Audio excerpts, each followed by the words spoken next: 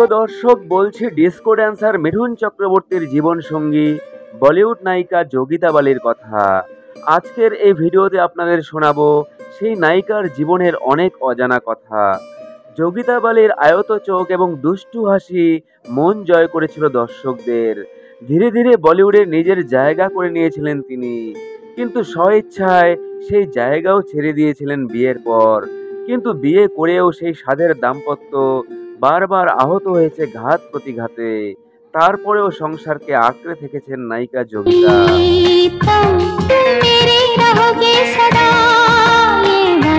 যোগিতা বালির জন্ম 1952 সালের 13ই আগস্ট। 70 এবং 80-র দশকে বলিউডের অন্যতম জনপ্রিয় মুখ যোগিতা বালি। গঙ্গা তেরা পানি অমৃত, মেম সাহব, মেরে আপনে, জমিন আসমান, গদ্দার, আজনবী, যৌবন, অপরাধীর মতো বক্স অফিসের সুপারহিট সব ছবিতে অভিনয় করে সফলতা পেয়েছিলেন তিনি। বলিউডের আর এক নায়িকা শাম্মী কাপুরের স্ত্রী ছিলেন যোগিতার ঘনিষ্ঠ আত্মীয়।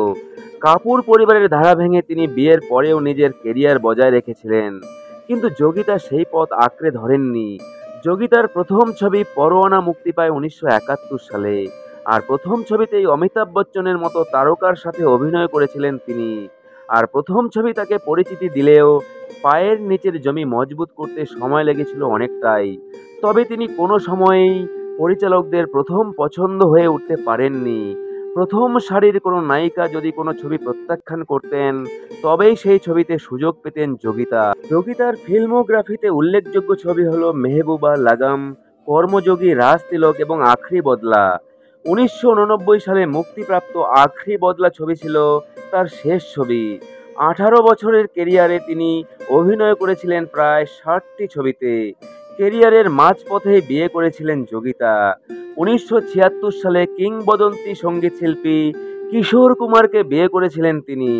যোগিতা ছিলেন কিশোর কুমারের তৃতীয় স্ত্রী। তবে মাত্র 2 বছর স্থায়ী হয়েছিল কিশোর কুমার যোগিতা বালির সংসার জীবন। খোয়াব ছবির শুটিংয়ের সময় প্রথম আলাপ হয় মিঠুন চক্রবর্তীর সঙ্গে যোগিতার, আর প্রেমের সম্পর্কে জড়িয়ে পড়েন মিঠুন যোগিতা।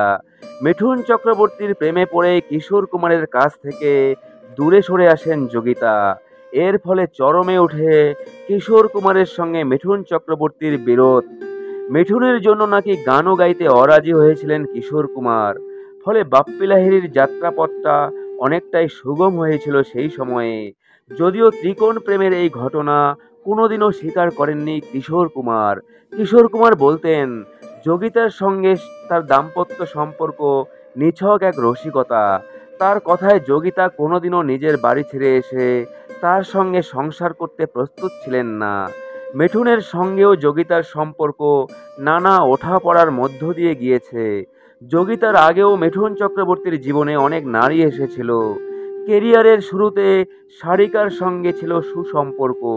70-এর দশকে বলিউডের অন্যতম গ্ল্যামারাস নায়িকা হেলেনা লুক, তিনিও মিঠুনের প্রণয়ী বলে শোনা যায়। জুদাই সিনেমার মধ্য দিয়ে বলিউডে কেরিয়ার শুরু করেন হেলেনা, তবে তারপরে তিনি আর সাফল্য পাননি। হেলেনার অবশ্য দাবি, মিঠুনের সঙ্গে তার প্রেম গড়িয়েছিল বিয়ে পর্যন্ত, কিন্তু তাদের সেই দাম্পত্য স্থায়ী ছিল মাত্র 4 মাস। হেলেনার সঙ্গে তাদের বিয়ে নিয়ে কোনোদিনও মিঠুনের মুখে কোনো কিছু শোনা যায়নি। আর পরবর্তীতে হেলেনা বিমান সেবিকার চাকরিতে যোগদান করেন।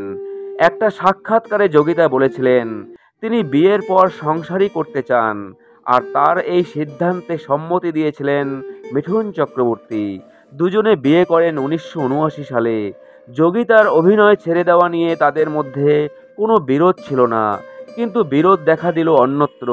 80-র দশকে বক্স অফিসে ঝড় তুলেছিল মিঠুন শ্রীদেবী জুটি, আর সেই ঝড়েই তছনছ হয়েছিল যোগিতা বালির সংসার। মিঠুন শ্রীদেবীর গোপন বিয়ে নিয়েও জল্পনা কল্পনা ছিল সেই সময়ের বহুল চর্চিত আলোচনা। এক সময় শোনা গেছিল 2 ছেলেকে নিয়ে বাড়ি ছেড়ে চলে গিয়েছিলেন যোগিতা, কিন্তু তিনি বিয়ে ভাঙতে রাজি ছিলেন না, আর বিবাহ বিচ্ছেদে মিঠুনও রাজি ছিলেন না।